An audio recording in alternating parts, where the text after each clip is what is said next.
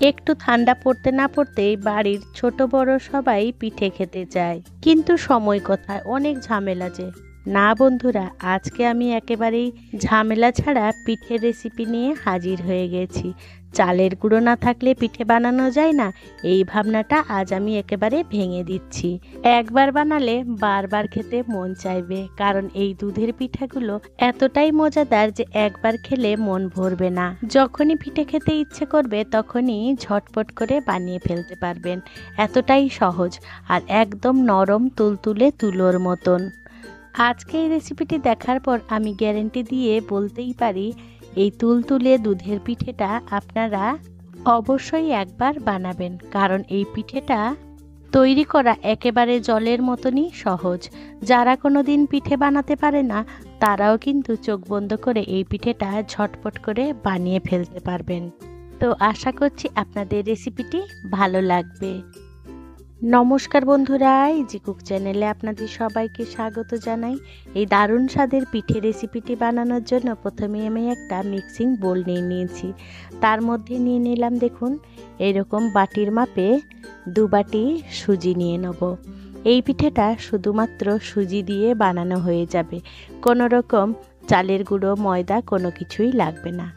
এবারে দিয়ে দেবো 1 বাটি পরিমাণ ঘরে পাতা টক দই। দইটা খুব বেশি টক নয়। এবারে দিয়ে দেবো চিনি। চিনিটা আপনারা যেভাবে মিষ্টি খাবেন সেইভাবেই দিয়ে দেবেন। এবারে স্বাদ মতো নুন দিয়ে দিলাম। এবারে সমস্ত উপকরণ বেশ ভালো করে মিশিয়ে নেব। এখানে পিঠে বানানোর পরিমাপটা আমি বলে দিচ্ছি, যতটা সুজি দেবেন তার হাফ কিন্তু দই দেবেন, তাতে এই রেসিপিটি খেতে খুবই ভালো লাগবে। এবারে সমস্ত উপকরণগুলোকে বেশ ভালো করে মিশিয়ে নিলাম। এবারে দিয়ে দেবো দইয়ের বাটিটা ধুয়ে সামান্য একটু জল।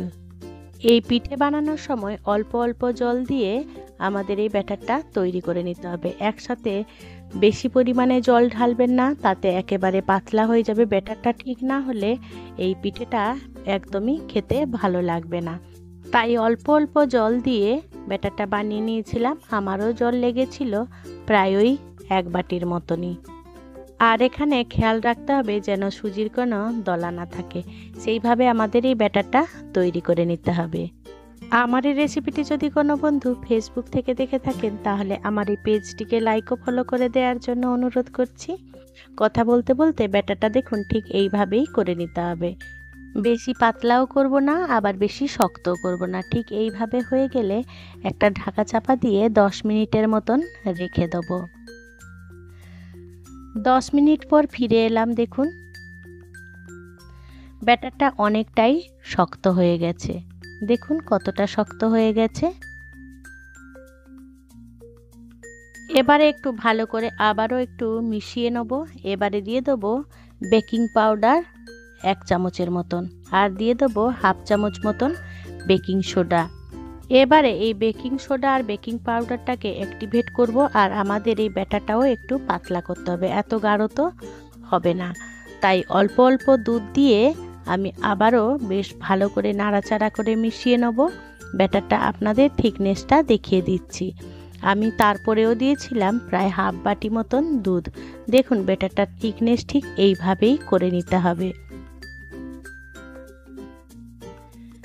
এর থেকে বেশি পাতলাও ভালো হবে না, আর এর থেকে বেশি ঘনও ভালো হবে না। ঠিক এইভাবে ব্যাটারটা হয়ে গেলে আর আমাদের বেকিং সোডা বেকিং পাউডারটাও বেশ সুন্দরভাবে অ্যাক্টিভেটও হয়ে গেছে। এটাকে সাইডে রেখে দিলাম। উল্টো দিকে আমি আগে থেকেই বসিয়ে দিয়েছিলাম এই রকম কড়াইতে জল দিয়ে দিয়েছিলাম। তার মধ্যে দিয়ে দিয়েছিলাম একটা লেবু, যাতে কড়াইতে দাগ না হয়ে যায় জলের। এবার এটাকে ঢাকা চাপা দিয়ে গরম করে নিয়েছিলাম। ব্যাটারটা রেডি হয়ে গেলে আমি এটা ইডলি মেকারে বানাবো এই পিঠেটা। আপনাদের হাতের কাছে যদি ইডলি মেকার না থাকে তাহলে আপনারা স্টিলের বাটিতে একটা ফুটোওয়ালা ছিদ্র পাত্রে উপর বসিয়ে দিয়েও এই পিঠেটা বানিয়ে ফেলতে পারবেন। এবারে ইডলি মেকারে একটু তেল ব্রাশ করে নিচ্ছি, আর আপনারা স্টিলের বাটিতেও এরকম তেল ব্রাশ করে নেবেন। তারপরে বাটিতে যদি দেন তাহলে বাটির হাফ বাটি মতন এই ব্যাটারটা দেবেন। আর আমি ইডলি মেকারে দিচ্ছি। আমার এই দেখুন কতটা করে পরিমাণ দিচ্ছি। পুরো ভর্তি ভর্তি দেব না, যেহেতু এই পিঠেটা তৈরি করার সময় অনেকটাই ফুলবে, তাই একদমই ভর্তি দেবো না। এইরকম 2 চামচ করে দিয়ে পিঠের ব্যাটারটা দিয়ে রেডি করে নেব। আপনারাও কড়ার নিচে একটা স্ট্যান্ড রেখে দেবেন, আর ওই জালিওয়ালা পাত্র রেখে তার উপরে বাটিগুলো বসিয়ে দিতে পারেন, বা আপনাদের যদি স্ট্যান্ড থাকে স্ট্যান্ডের উপরে বাটি দিয়ে এইভাবেই ভাপিয়ে নিতে পারবেন। আমার এদিকে জলটা বেশ ভালো করে ফুটে উঠেছে। এবারে বেশ সাবধানে ইডলি মেকারটা আমি বসিয়ে দেবো।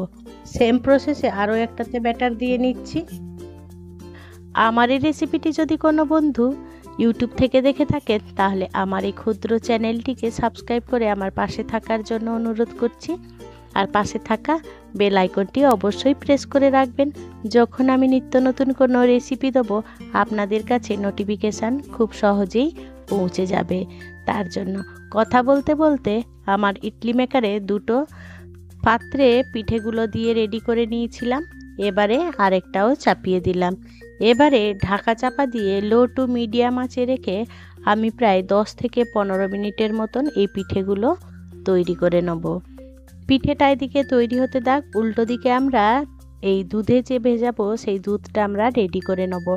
আগে থেকে জাল করে রেখেছিলাম দুধটাকে দেখুন ঠিক এইভাবে একটু গরম আছে। গরম অবস্থায় আমি এখানে আখের গুড় দিয়ে দিলাম। আপনারা যদি হাতের কাছে আখের গুড় না থাকে, তাহলে আপনারা চিনির ক্যারামেল তৈরি করে এই রকম দুধ দিয়ে এই কালারফুলও করে নিতে পারেন। তবে এই দুধটা খুব বেশি ঘন করবেন না, যেহেতু পিঠেগুলোর মধ্যে ঢুকবে, তাই দুধটা অবশ্যই পাতলা হতে হবে।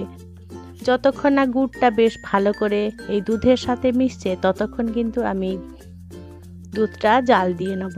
আর ফ্লেভার বাড়ানোর জন্য আমি এখানে 2টো এলাচ দিয়ে দিলাম।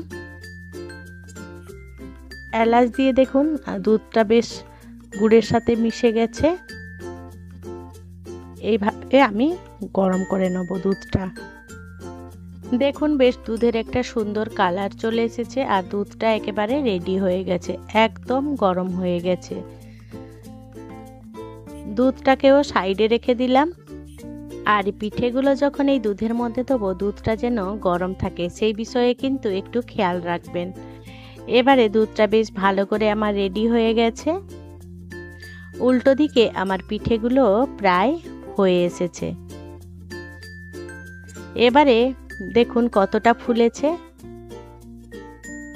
আমি ঢাকাটা খুলছি আর আপনাদেরকে দেখাচ্ছি। দেখুন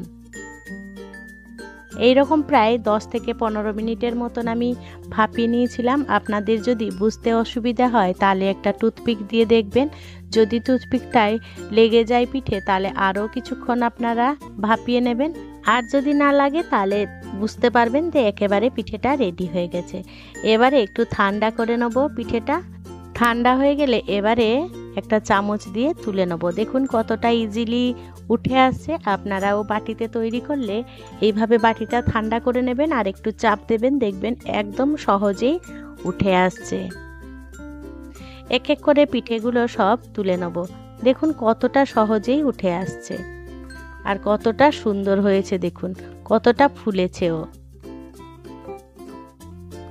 এবারে সব পিঠেগুলো আমার তোলা হয়ে গেলে, এবারে ওই গরম দুধের মধ্যে এক এক করে পিঠেগুলো ভিজিয়ে রেখে দেবো প্রায় 10 থেকে 15 মিনিটের মতন।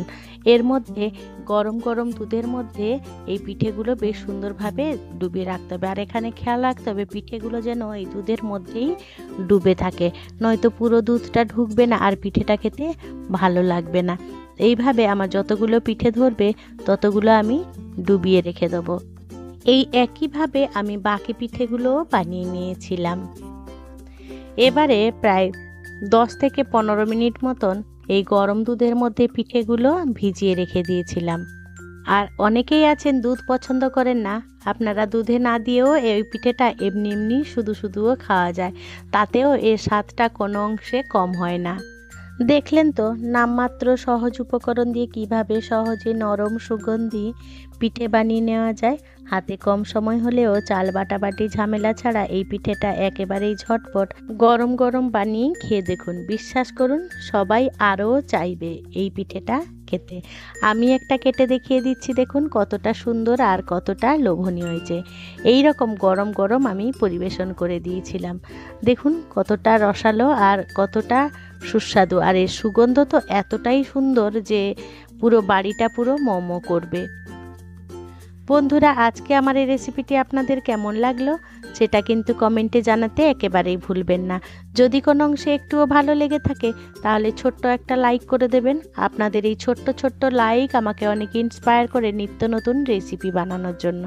আর যদি খুব বেশি ভালো লেগে থাকে তাহলে বন্ধু বান্ধব কিংবা প্রিয়জনদের সাথে শেয়ার করে তাদেরও দেখার সুযোগ করে দেবেন। আর কমেন্ট বক্সের পাশে হাইপ অপশানটা আছে, সেটাও কিন্তু আমাকে দিতে একেবারেই ভুলবেন না। আপনাদের এই হাইপগুলো আমাকে অনেক অনেক দূরে এগিয়ে যেতে সাহায্য করে। যে সকল বন্ধুরা আপনাদের মহামূল্যবান সময় দিয়ে আমার সাথে এতক্ষণ থাকলেন তাদেরকে জানাই অসংখ্য অসংখ্য ধন্যবাদ। আপনারা ভালো থাকবেন, সুস্থ থাকবেন। দেখা হবে পরের কোনো নিত্য নতুন রেসিপিতে।